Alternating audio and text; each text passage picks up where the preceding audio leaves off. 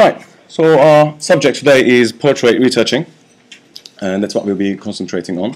This is a subject that, someone can talk about this for days and days and still not be done with it. And the great thing, I always say this, the great thing about Photoshop is that there's at least like 3 or 4 ways of doing one thing. And also the bad thing about Photoshop is that there's at least 3 or 4 ways of doing the same thing. So it could be really handy, depending on which one you find more comfortable, or it could be a bit confusing at times. Before I start, how many people here are actually doing photography? Like you take photographs? Okay, and how many people are taking photographs of other people? Okay, and what about the others? Do you work with Photoshop and on a daily basis? Do you do retouching? Yeah? Okay, great. The reason why I asked is if you are a photographer, it all starts at that stage. So you need to have a good foundation so that you can build something on it. So if you have a bad photograph to start with, I mean, you can change it, you can drastically change it, but the better the photograph in the first place, the better it will look once you apply your tricks and retouching in Photoshop or whatever other application you may be using. Sometimes later on I have another session on Camera Raw, which I won't go into now, but sometimes it's just enough to use a software like Adobe Camera Raw or Photoshop Lightroom without even touching Photoshop, if the photograph is okay to start with. If you do have a bad photograph though, you are already one step behind, so make sure if you are taking photographs yourself that you master that craft first before you get into retouching. If not, if you're just retouching, forget about what I just said, just concentrate on what I'll be telling next. The first thing you need to think about when you do retouching is what is it? Why are you retouching? What is it for? Is it going to be published on a magazine? Is it for the web? Is it a fashion shoot? Is it a natural portrait that you took of your kid, your brother, your mom, or whatever, that you just want to make it look better? Do you just want to make someone look a little bit younger? So you need to evaluate why you need to retouch. Sometimes you don't need to retouch. You just need to maybe, when I talk about retouch, by the way, I'm talking about getting rid of the blemishes, making it look a bit nicer with the color and tone. Sometimes you don't need that. Maybe you just need to crop sometimes, and that's all you need to do. Maybe you just need to straighten a crooked scan or a crooked photograph. So you need to know why you're doing it. And probably the second most important thing is to know when to stop. Because like I said with Photoshop, what you can do is endless. I mean, tell a good Photoshop user to do that, and they will do it. And tell them to do this, and they'll do it. And the more you can tell them, if they are able, the more they can do. And there's no limit to it. They say the sky is the limit, right? So you need to know when to stop. And we always say, the work is never finished. There's only a deadline you need to meet. So if you're doing this for someone, if you're just messing around, you can just work on it for like 5 days and still not be done with it. But if you're working for someone, for a client, they'll tell you that here's 10 photographs I want you to retouch, and get them back to me by the end of tomorrow morning. It's like, okay, so you need to make sure that you know what you're doing, and you need to concentrate on the on your watch as well. And these are really common sense. There are a couple of other things, but it's really important that you take breaks. Okay, so it'd be madness to just look at your screen for for like 2 hours non-stop. It will hurt your eyes. It will hurt your brain. You'll just want to die. You'll be like, enough, I don't want to see this anymore. So just take like short breaks, a couple of minutes, 5 minutes, just look away, go watch something on the TV for 5 minutes, come back, make a phone call, just distract yourself from Photoshop. That will help. It will not only help you physically, it will help your brain as well. So you can come back and look at it with from a different angle. Because what happens most of the times when you do retouching is you get drawn into it that much that you don't see anything else. And say, for example, you're concentrating on someone's eye, you just look at it for like 15 minutes, and all you see all around you is just one eye. So you need to take a step back and look at it again from a new perspective, and that's really, really crucial. And also, I teach on a daily basis for academic class. Almost every single class I do, I see people doing that. So they lean into the screen, right? They really look for detail. They just go for it like that. It's bad. As soon as you find yourself doing that, that's the time you need to zoom in a bit more, because there's the function, right? So you can sit back, relax, use your tablet or whatever you're using, mouse, whatever, ideally a tablet.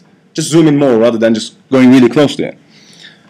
I mean, these are common sense stuff, but they will help you, and they'll help you live longer, hopefully, and have a better experience using Photoshop. Right, so how do we retouch? What do we do? What's the workflow? What's the process? Do we start from looking at the eyes first? Do we do the hair first? Do we do the color first? Do we crop first, or do we leave it for last? Well, this depends on who works. So it depends if you find it more comfortable, you work it in one way. I can work in a different way. But ideally, what we do, I do photography myself as well, and a lot of retouch. Ideally, what we do is we first look at the overall light and the color and the tone, and for that we usually use a program like Adobe Photoshop Lightroom. Anyone used Lightroom before? Great, if you are. So we start off with Lightroom. If not Camera Raw, we use Camera Raw to set the overall tone and the contrast and enhance what we can globally. So the difference between using a program like Lightroom and Camera Raw and Photoshop is that the other two programs or your camera's software, they do global adjustments mainly. So you change the overall contrast of the image. You look at the highlights of the image and you make them a little bit darker. You look at the shadows and you make them a bit brighter. So you change the overall image. And whenever you need to make some specific adjustments, like, I don't know, getting rid of some blemishes or making some major changes on the image, that's when you take it from that program into Photoshop. So ideally we do the enhancement, tonal enhancements first, then we take it into Photoshop, then we do the cleanup. So if, is there a cable in the background that you need to get rid of? Are there some spots on the model's face that you're trying to get rid of? I mean, I'm talking about portrait retouch, but this applies almost to any type of photography. So if you're doing landscape, again, change the overall color first, then get into the detail, and if there's like a lamp post that you want to remove, then do that in Photoshop. So first tonal enhancement and color, then you do the cleanups.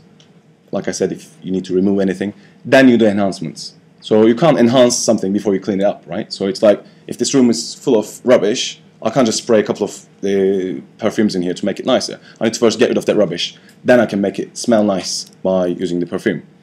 So you do that then. And the final thing is to look at it, take a step back. This is probably a good time to take a step back from your image, do something else, come back to it, and then do your final finishing touches. This could be the tonal enhancements again. So you can say, this image looks nice, but what if it was a bit more muted on the contrast side? Or what if it was a bit more vibrant? What if it was black and white? So then you come back at it and you do your final enhancements in Photoshop. Or you can take it back to Camera Raw and carry on editing it in Camera Raw. So, also one more word before I start. I know I'm talking a bit too much about this, but it is quite important, is that you need to get used to using keyboard shortcuts. Who's scared of keyboard shortcuts? Who thinks that they are difficult to learn? Great. If you do, that's bad. Then they're not, well, they could be difficult to learn because there are too many of them, but they're not difficult to learn. It's like learning ABC, So the more you use them, the easier they'll be to memorize. And I heard this guy talking about memorizing keyboard shortcuts once, and he used this analogy. He said, use the information on your left-hand side of the brain, but combine it with the right side of your brain. So left side of the brain, as you know, they do it does the mathematical stuff. So it's all logical stuff, all the language you store in the on the left-hand side of your brain, and the right side is more for kind of creative stuff. So it's more for kind of say art and music and that kind of stuff. If you can combine it, and this guy was talking about his daughter learning ABC by the way of using a song, right? You go A, B, C, D, E, F.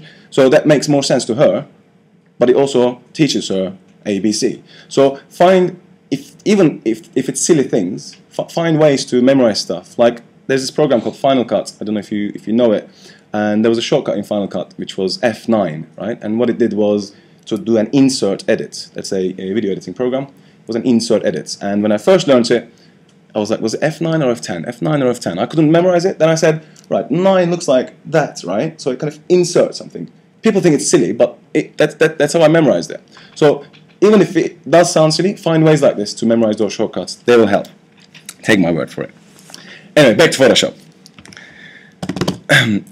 First of all, before we do anything else, let's have a look at some of the major tools that you'd use for retouching a photograph. So I won't be doing it in the order that maybe you'll do it in a real-life situation. So I'll show you a couple of different tools. Some of the images that I have are already kind of enhanced in Camera Raw before I brought them here. so that we can save some time. So I'll start with this one, and if you are not using Bridge, do use Bridge. It's a really cool application, and it helps, it speeds up the process a lot. So I'm in Bridge here. I'll open up this image here, and first of all, as far as the retouch tools are concerned, painting tools are concerned, you're going to be most of the times working around somewhere around here in your toolbar. Right? I'll quickly go over a few of these tools. We have the patch tool, and it's not about just using one tool, you know, when you retouch. It's about knowing which tool to use when and combining them in the right order. So we have the patch tool here, and what this does is it lets you select a large patch, as the name suggests, and you can replace that with something else. So it's like cloning, which we'll talk about in a second, but better, and it kind of blends it better as well. So say for example you want to get rid of this item here, you can just go ahead and create a selection, and this selection doesn't have to be created with the patch tool. So if you have a perfectly square shape, for example, you can use the rectangular marquee tool, hold down shift to create a square shape, then switch back to your patch tool and work on that selection. Or otherwise you just use the patch tool and it will create a freehand lasso selection. So you create the selection, and with the patch tool you just click, just drag it elsewhere, and it's important that here you find the, I don't know how easy it is to see that, it's quite visible. See that line there that the wall follows? You need to find things like that, like reference points like that, and make sure it lines up there as well. So I'm just dragging this there, and what I have underneath my mouse is being copied into the first selected area, right? So I can let go there, and it will take a while depending on the size of the image, and bang, it's gone. So that's a major change. It is almost invisible. Well, it's pretty invisible actually. I shouldn't say almost. It's gone. So it was before and after. So that's the patch tool. So for the large areas, we use the patch tool. If it's a smaller area, like say, I don't know, say this guy, you want to get rid of this guy here. By the way, I'm using a shortcut to zoom in and out to this image, and that's Command Spacebar. If you hold down Command Spacebar, I have two keyboards here, but ignore that. You can click, just drag it left to zoom out, drag it right to zoom in. And this is great because if you are using like Command plus or Command minus to zoom in and out, it's a pain. Then you need to kind of use the space bar to pan around this image. But with this keyboard shortcut, Command space bar, say for example I want to zoom into, say, this part of his head, I can just hold down Command space bar, zoom in there, do whatever I need to do there, Command space bar, zoom out again, zoom back into this part, zoom out again. It's a really handy keyboard shortcut, Command space bar. They will activate the zoom tool temporarily. And one more keyboard shortcut, if you're zoomed in like this, at higher than 100%, and your screen isn't big enough to show you all you have, if you hold down, this is a feature that not many people know or use, not many people that I know or use. If you hold down the H key, H for hand, it will switch. I didn't let go of my hand there. It will switch to your hand tool temporarily. If I click and hold it down, it will zoom out to what we call the bird's eye view, right? And I have a rectangle underneath my mouse there, and that's the same ratio as what I had before in the zoom level. So if I want to now zoom into this little camera, I can move it there, let go of my mouse first, then it will zoom back to that camera. So it's like using a loop. If you did any classic photography, you'd be using a loop to look around. It's like that, only a bit easier. Hold down H, click, move it around, let go, and it will zoom to that area. And Command 0 will zoom out so you can see everything. Now, if you didn't want to use the patch tool, but you wanted to use a brush to, say, get rid of a smaller part like this, you can select the spot healing brush, which is also a great tool, and you can simply paint away the parts that you didn't want to include in your image. So I'm going to zoom in there, and I'll resize my brush by the way of another really useful keyboard shortcut. So if you are using a Mac, this is Control, not Command, Control, Alt, click, and drag towards left. Get a smaller brush. This will work with every brush, so if it's the brush tool, if it's the spot healing brush, clone stamp, all the brush tools, this will work. So Control, Alt, click, drag left, drag right to make it larger, and on the PC this is Alt and right click, then drag left and right. Okay. Then with the spot healing brush, you can simply paint away the parts that you didn't want to see, wait for it, and they'll also disappear. Okay. So these two are quite important when it comes to retouching. And you also have the clone stamp tool, which is S on the keyboard, or this little guy here. Again, my brush is too large. I'm going to make it smaller. And by the way, with this keyboard shortcut, if you drag it up, you get a softer brush. Drag it down, you get a harder brush. And you get the preview here as well. This has been there since CS4, if I'm right. Okay. And with the clone stamp, almost always you want to use a soft edge brush. And the way this works is you hold down Alt, and you find a reference again, like this line. You don't just arbitrarily pick a place to clone from. So you find like a reference like this line again. You hold down Alt, you click to source from that point, then you move your cursor away, and you line it up, say with this. You click and drag up. What's happening there on the right hand side, I don't know if you can see right on that line there, there's a little plus sign. It's copying from that plus sign and it's pasting it into my brush there. Okay? And when it comes to using this tool, it's best not to dab the mouse, or not. You shouldn't go click, click, click, click, click, because then you'll end up with patches. So that's a big giveaway when you use the clone stamp tool. So it's best, the fewer clicks you have, the better it will look, the smoother the transition will be. So that's the clone stamp tool there. Let me finish this up. Again, I'm sourcing from this line here, this crack on the wall, lining it up, and bang, it's gone. Okay. So those three tools are crucial: the clone stamp, healing brush, and the patch tool when it comes to retouching. Now let me open up Bridge again, and let's start with this image. I didn't want to use the portrait in the sense of like a studio portrait in all the examples, because it's not just that. So this is also a portrait photograph, as well as, say, this. This also is a portrait photograph. Right? We'll be working on this one now. Now, I don't want to save anything. Now, most of the times what we want to do when it comes to retouching is to reduce stuff rather than delete them. So, in this case, for example, I want to reduce the wrinkles on her face and maybe on his face, but I don't want to get rid of them, right? So they wouldn't not have wrinkles on their faces. That would just not look right.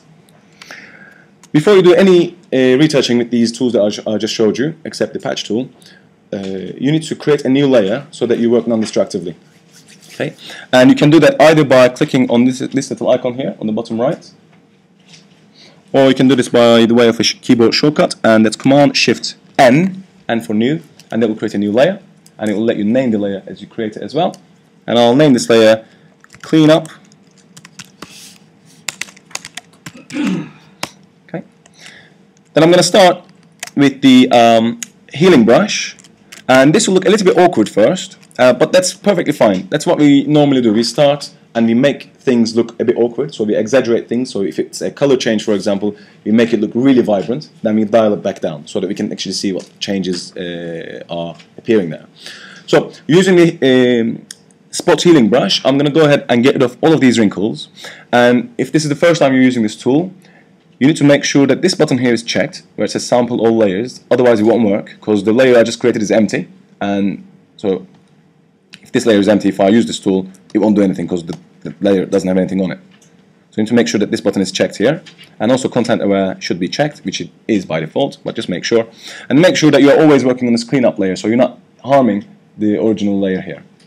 So I'm going to go ahead and quite quickly try and get rid of these wrinkles. So I'll make my brush slightly larger than the wrinkles that I want to remove, and I'll just go ahead and just paint over. And I do realize it looks a little bit awkward, but like I said, that's perfectly fine.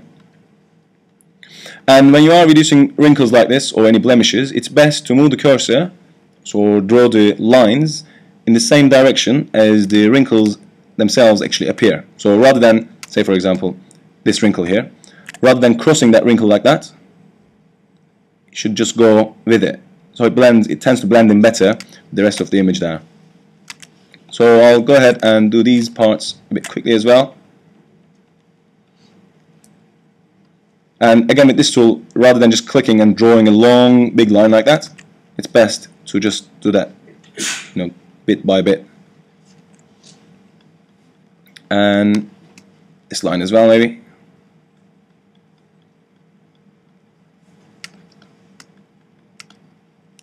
Let me zoom out. Yeah, she looks a bit awkward. That's perfectly fine. get rid of these as well.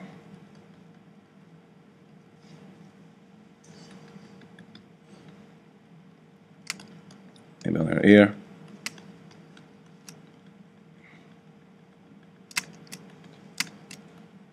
Right, so we did make her look like she's different, I should say. Okay. Now, rather than leaving it obviously like this, what we almost always do is, because it's a separate layer now, I can come up here and drop the opacity of this layer down so it blends in with the wrinkles. So this is the layer that I just created, right, by using the spot healing brush. This is what I created on her face. If I turn this layer back on, and if I make this top layer a bit more transparent so I can see through that layer into the wrinkles, this is what that will look like. So probably the more money you get paid, the further you can drag the slider towards right, so the fewer wrinkles she has. But see the difference it makes? So I just set this up to like 60% there. Oh, you can't see that part of my screen. I set it up to about 60%. And if I turn it on and off, that's before and that's after. We didn't get rid of them, we just reduced them. Right? It's a really useful technique, this one, and you'll find yourself using it quite a lot if you are doing this type of work. Now, let's also, while we're at it, let's also go ahead and make her teeth a bit cleaner and whiter as well. I'm sure she'd appreciate it. So I'm going to go ahead and select the background layer, and I'm going to first go ahead and select the teeth so I can make a local adjustment on the teeth. In this case, make it a bit more bright. So I'm going to use the quick selection tool, which is W on the keyboard. I'm going to make my brush again a bit smaller, and I'm just going to go ahead and paint over the teeth so that it's selected. Just like anything else, it's not about knowing how to use the quick selection tool. It's about knowing how to use it and how to combine it with other tools as well. So right now I selected more than I needed to. So I'm quickly going to switch to my lasso tool, which is L on the keyboard, or it's this little guy. I'm going to hold down the Alt key to subtract from my selection, and I'll just go ahead and paint these parts because I didn't want these parts to be brighter, and maybe this inner part as well shouldn't be affected by this adjustment that I'll create. And I'll include this with the Shift key held down. That'll do the trick for now. Almost always when you create a selection, you want to refine the edges of that selection. So if I was to just go ahead and move this out, you'll see it's a little bit awkward, and the bits that I left out here are not so smooth, right? Instead, what you need to do once you create the selection is to come up either to the select menu and choose Refine Edge, or if you have one of the selection tools active, like the lasso tool, you can click on the Refine Edge button here, and it will isolate it. It does get a bit awkward, but it will isolate it. Then you can add things like, I won't get into this window now, but you can feather this so it's a bit softer, or you can shift the edge so it's not as large the area there. Then I'll hit OK. Now with that selection still active, I'm going to go ahead and hit Command J, Control J on the PC, and they will put that selected area from the layer that I had targeted onto a new layer. So it will create a new layer with this selection only. So Command J. Now I have the teeth, and I'll name that to be teeth on a separate layer, right? With that layer now, I can apply an adjustment layer to this, or I can go ahead and create an adjustment from the image menu. So I'm going to go ahead and do this. I'll go to Image, Adjustments, and Hue Saturation. What we always do when it comes to whitening teeth is that we first get rid of the yellows, because that's the dominant color on the teeth apart from white. So we go to the channel range here and we pick yellows. This will be a minor change, but you'll see what it does. So I picked yellows, and I'll desaturate yellows. So if I click and drag this towards left, it's quite tricky to see on that screen, but have a look. That's before, that's after. So it's a tiny change, but it does make a difference. So that's the first step. We desaturate the yellows. Then we go back to master, so it affects all the channels. And this is one of 2 times I use lightness. The other one is when I need to brighten the eyes. So I'll come down to lightness, just drag this, let me zoom out from this a little bit first. Just drag this towards right a little bit. And a tiny change here goes a long way. If I do that, then that will look a bit awkward. So you need to be careful with what you do there. So this was before, This is after. I think she'd be happy with that. So this is what it would look like all together before and after, just her face there. I didn't touch him.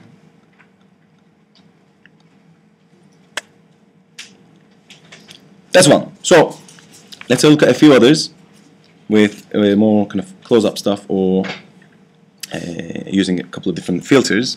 So I'm going to go back to Bridge and let's go ahead and select. Let's start with this one. Right. This is another portrait, and this it's a stock image. It's not one of mine. I'll zoom in there. And this was a great technique I saw from someone else, but it works really fine. If you want to remove, I'm not concentrating on the face anymore. If you want to remove the kind of lint here, or any type of white bits or the black bits or things that are kind of standing out and they shouldn't be there, rather than, because there are hundreds of them, right? If you wanted to use the spot healing brush, it will take you forever to try and remove these. You can, but there's no point doing that. So what you could do instead is first go ahead and duplicate this layer, and you do that by selecting the layer first and hitting Command J. So if you have no selections active, that will duplicate the layer. If you have a selection active, that will put that selection onto a new layer.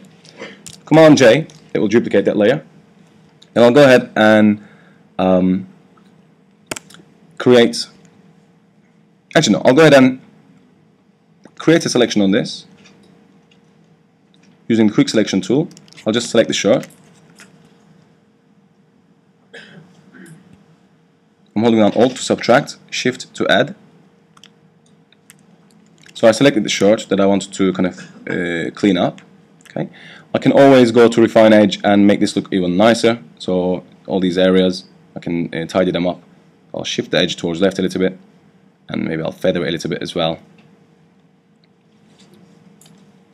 I mean, I'm not going to get into working non-destructively, and if you know that technique, you should always work non-destructively. So ideally, you turn this layer into a smart object first, and before you apply an effect, a filter, you'd apply that to a smart object as a smart filter, so you can change your mind at any time.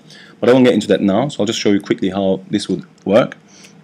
So you create a selection, then you can use a filter which was intended to be used on scans, on actual scans, which is a noise filter, and it's called dust and scratches. So if you scanned a photograph, and if you had scratches and dust, pieces of dust on that, you could use that. Okay. Now, this will kind of blur them without losing that much detail. The way this works is, the way I like to work with this is I bring both of these values down to 0, go to radius, drag this up so it will start blurring things, and you should stop as soon as you see those little bits disappear. So somewhere about there they start disappearing. Then you go to threshold and you drag these towards right again just before you see those white bits start appearing again. Somewhere about here did the trick there. Let me zoom in a bit more. This was before, this is after. So it's thinking as if these are dust and scratches. That's another thing. Let's have a look at let's have a look at this image here. And while I'm working on this, if you're thinking that, hold on, that's not how I do it, that's perfectly fine. If you know your own way, and if it gives you the same result, that's fine. Like I said, there's more than one way of doing something in Photoshop. So let's start with this. First of all, again, just working in Photoshop without going to camera raw or whatever, I'm going to reframe this. I'm going to change the crop, the framing of this by the way of using the crop tool. So I'll hit C to get my crop tool, and I'll do this arbitrarily. I'll just draw a crop box like this. And this is a great feature here, rule of thirds. So you'd be aiming to place the important stuff on these intersections. So maybe I'll make her look, say, that way, make it a bit smaller, something like that. And I'll go ahead and double click so that it's cropped. Now, there's a great technique that I love using, and it gives this really silky, smooth feel to any photograph that you can think of. This works perfectly on landscapes, this works perfectly on portraits. This is what it is. So you select your layer, you duplicate it. I'll call this glow. Then with that layer duplicated, you turn that layer into a smart object so that you can change your mind at any time to make changes to this. So I'm going to right click on this and turn it into a smart object. Now with that smart object, I'll go to filter and I'll apply a blur effect. Any blur effect will work. If you like it to have a direction, you can choose the directional blur, the motion blur. If you like it to radiate out from the center, you can choose the radial blur. Just to keep it simple, I'm going to choose the Gaussian blur. I'll select it and I'll blur this quite a lot, let's say by that much. And because it's a smart filter, because it's a smart object, the filter you apply to it is a smart filter, which means you can now go ahead and change your mind. You can say, I don't want it to be this blurred, so you can double click on the Gaussian blur there, just change it. Okay. That's the beauty of using smart filters with smart objects. Now, right now it looks a bit stupid, right? We just blurred the whole image. But if you change this image, the mode of this image, the blending mode of this image from normal to something that will make this image blend with the sharp one underneath, you'll get a perfect result. So bear with me. If you click on this image, go to the blending mode option here, change it from normal. Let me zoom into this a bit so you can see what's going on. Change it from normal to one of these modes underneath overlay. So I'll start with overlay. Now what that does is it looks at the top image, which is blurry, and it blends in the pixels of that with the sharper one. So it smooths everything out without losing detail, which is a weird concept. But let me zoom into her face and you can actually see what it did. So this is with that layer and this is without. Now the more glow you want, so this is great for creating those kind of dreamy kind of images. The more glow you want, the more you can change it. So you can double click on that Gaussian blur. This is less. This is more. Can you see it's almost like she's almost like glowing around, but she still has all the detail on her face and everywhere else in the image. That's the overlay mode, and you should experiment with some of the others as well, like the soft light mode. And all of these have keyboard shortcuts. You can obviously click here and just select it. But if it's set to normal, for example, and you want to change the mode of this layer from whatever to soft light, you can do that by the way of a keyboard shortcut, and that's Alt, Shift, and F. So Alt, Shift, F will change the layers mode from normal to soft light. So if you care to remember that, that's a useful shortcut as well. And all of the others will give you different results. If you had the Move tool selected, which is this guy here, you can use Shift plus and Shift minus to toggle between the different blending modes of a layer. So I'm holding now Shift plus, and it's showing me the different modes for this, different blending modes for this layer. So I'm going to go back to soft light. I'm going to zoom out a little bit. What this does is it makes this whole image a little bit more saturated, and that's not necessarily what you had in mind, but what I had in mind. See, all the colors are a bit more vivid, so it's affecting the color as well, and I didn't want that. I just wanted the luminosity to change, but not the color. This is how we can get around that. See that problem there? I didn't mean it to be a color change, but it is affecting the color. So there's a great keyboard shortcut, and this shortcut is just a shortcut. It doesn't exist as a menu item anywhere, and that's called creating a stamp visible layer. What it does is, whatever you can see there, if you use this keyboard shortcut, I'll tell you in a second, you create a new layer with what you can see on there. So it stamps all the visible layers and it creates a new layer without affecting anything else. And that's, does anyone know this? I think it's Shift Command E. Shift Command Alt E. So Command Shift Alt E, so it's all the modifier keys, so bash your hand on the modifier keys and E. They will create a new layer, and I can turn these off now, and I'll have this new layer. It's like compositing those onto a new layer, and I have almost like exported that layer out. That's called creating a stamp visible layer. The reason why I did that is because I wanted this effect to only have the effect on the luminosity, on the brightness, rather than the color. So what I'll do is I'll go ahead and turn this glow effect, glow layer off. So I have these two now, this one and that one. And I'll change this layer 1's mode. Let me call this composite. I'll change this mode from normal this time to luminosity, which will tell Photoshop to only affect the luminance values, the brightness values of the image, and not the color. Let me zoom in. This was before, this is after. This time, you see, it doesn't affect the color. Obviously it does a bit more contrast, so it looks a bit more darker, the darks look a bit darker, the brights look a bit brighter because it adds a bit contrast. But overall it looks pretty nice. Right, one more thing I'll do to this image, and this shortcut I just told you is a really great way to kind of give a break. So you can say, add one more layer, add one more layer, and one more layer, and you'll end up with tens of layers. And you can say tens of layers. Then you can say, okay, here's a break. Command Shift E, Command Alt Shift E. Then that's where you know that you kind of saved that work until that stage on a new layer. Then you can continue working on that layer. So what I'll do here is I'll go ahead and create a really rough selection to keep this quite simple and quick. So I'm going to use the quick selection tool. I'll just go ahead and select her.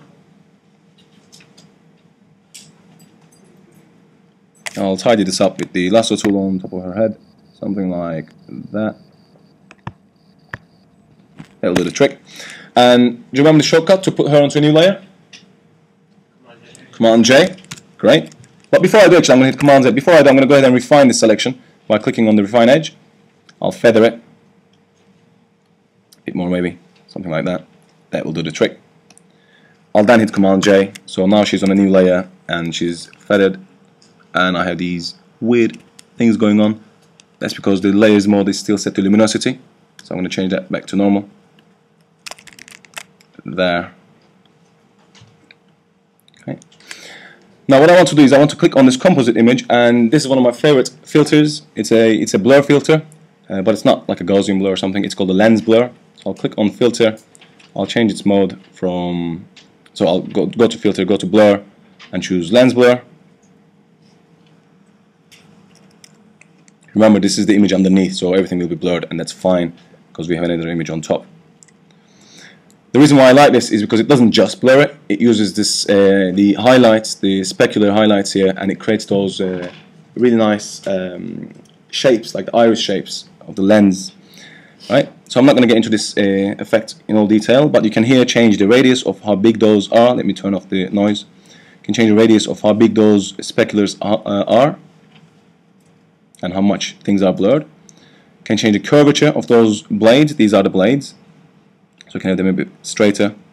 And you can change the specular highlights, so how bright the highlights are from the brightness. See, it changes the highlights. And you can change the threshold, so how much of the image is getting affected by this effect.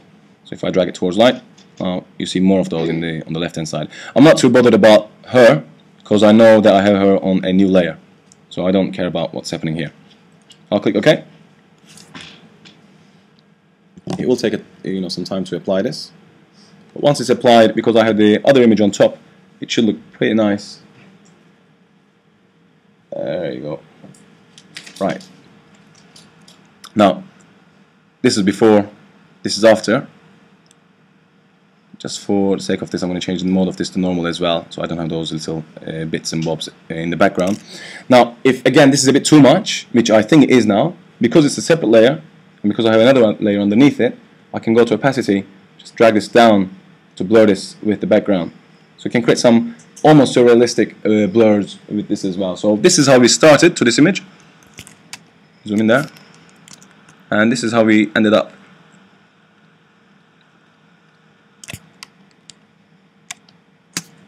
Right, so that's one more example of using the different blending modes.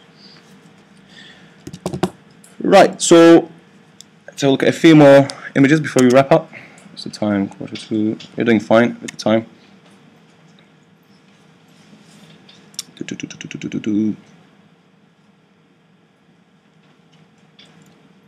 Right, I'll show you one more, then we'll wrap it up there. So we have this image. Again, this is not one of mine, it's a stock image. And sometimes when you start a retouch work, like I said, when you need to do some major changes, like getting rid of the big stuff in the background, say for example the blemishes here or what have you, before you enhance it, you need to also keep an eye on the things that you can enhance when the time comes, right? So when you evaluate the image here, when I'm looking at it here, I'll go like, it's a bit too bright, right? It's like a highlight here is a bit too bright on his head, and you can change it. It's pretty simple to change, and you'll get this a lot, especially if you're using a portrait. If you're working on a portrait that's been shot in a studio, and if someone, if the makeup artist wasn't a great one, or if the lights were too hot, you'll get these specular highlights and you'll need to deal with them. And there's a good way of dealing with them, and there are a couple of different ways. One is you can actually create a selection around the area, which is what we'll do now. So I'll go to select, and the best way to select this area would be to use the color range option. So I'll go to select and choose color range, and I'll click on the area that I want to affect, which is this part here. Then I can just bring the fuzziness down a little bit so it just affects these parts. I'll click OK, maybe a bit more. I'll click OK. Now I have that there, and I'll go ahead and create a curves adjustment layer. Again, you can do this, by the way, of a couple of different ways, a couple of different tools. I'll go ahead and create a curves adjustment layer, which is this guy here. Because I had the selection active, when you create an adjustment layer, it creates a mask on that adjustment layer representing that selection. So which means whenever I make a change now, it will only be reflected on that selection. If I now go ahead and click and drag this down, it will only affect that area. Can you see it's just affecting that area? I know it looks a bit awkward now, but we'll fix that in a second. So we're just trying to blend it in with the rest there, maybe a tiny touch there. Then because it does look a bit awkward, I'm going to exaggerate this so that we can see what we can do with the mask. If you go ahead and in CS6, if you double click on the mask, yeah? Could you use blend tool as well? You can, yeah, by all means. If I double click on the mask, I can feather this. So it's not as bad, the change here. Can you see it's not all kind of little dots now? I can then click back on the curves, just drag this back up a little bit. So this was before, this is after. One more way that you can use, one more technique you can use to get rid of those hot spots is, this is the final one, is if you have an image like this and you have quite a lot of hotspots. So obviously this is not retouched, so you'd go ahead and retouch it first, so you get rid of all of these wrinkles that you wanted to, you tidy it up. And there's a really great filter called the selective color. Anyone use this before, selective color? It's great. Normally you use it for making adjustments on the color. So say for example, you want to change the blues in an image and you want them to have a bit more red in them, or cyan should be a bit more magenta or whatever. You use that filter normally. But in this case, I just found this by mistake. I'm sure someone else came up with this as well. But I was just messing about with that filter, and I was like, oh, let's try this, and it worked. And I was like, great. The way it works is it's either an adjustment layer, so it can be non-destructive if you want it to be. So it's this guy here, the selective color, or you can go to image adjustments and selective color from here as well. It'll do the same thing. Obviously this will be destructive, so it will affect the original pixels and the other one won't. So from here you have the colors, right? So you can affect the red. So say for example you like the reds to be a bit more cyan, you can just drag it towards right, and her skin tone you'll see turns towards cyan a little bit because it has some reds as well as the other parts here. I'm going to hold down Alt and reset this. Instead of messing about with the colors, I'm going to go to whites being highlights, and I'll add a bit more black to white. So it will look at all of these parts, and it will make them a bit darker. Look at this. So I can't see it because the preview is not checked. Try again. Show you before. What's going on there? There we go. So this is before. So look at whites. So I'm dragging this towards the wrong direction. That's my brain going. This is probably the time I need to take a break, right? It's like a couple of moments, then we're done. I need to make the whites a bit more black rather than making them a bit more white. So I'm going to click and drag this towards right. See what it does to whites? So this is before. Look at the highlights here. This is after. So it kind of evens them out. And this is again making an overall adjustment, right? So I'm not using the clone stamp or the spot healing brush or whatever. So it's looking at the entire image and making the highlights, the hotspots like here as well, a bit less obvious. And also using this technique, sometimes you can create some really cool effects like this. So you can make the whites even whiter. So this is exaggerating a little bit now. So I'm going to click on whites, go to black, drag it towards left. So whites are as white as they can be. Then you can go to blacks and make them darker. That's before and after, so the shadows become darker, so it's almost like adding contrast. Then you can go to neutrals. This is like, if you think of the levels adjustment, it's like the left slider, right slider, and the middle slider. The neutral is the medium slider. So with the neutrals, you can now make it brighter altogether, or a bit darker altogether. So you can create some really interesting effects with this selective color as well. And sometimes if you do a studio shoot, and if the background is like a black background, and when you shot it, it doesn't appear as black as you saw it with your eyes, you can use this, so create a selection around the background, and you can go to selective color and go to blacks and make them even darker, so you end up with pure black. So it's slightly tricky to see on that screen, but this isn't pure black, but now it is. And it adds this is a really fine look. I really like this look. It's like a muted, bit desaturated, and bit highly contrasted image. And it's quite simple to create the selective color filter. And that will be the end of it. If you have any questions, fire away. If not, thanks for listening.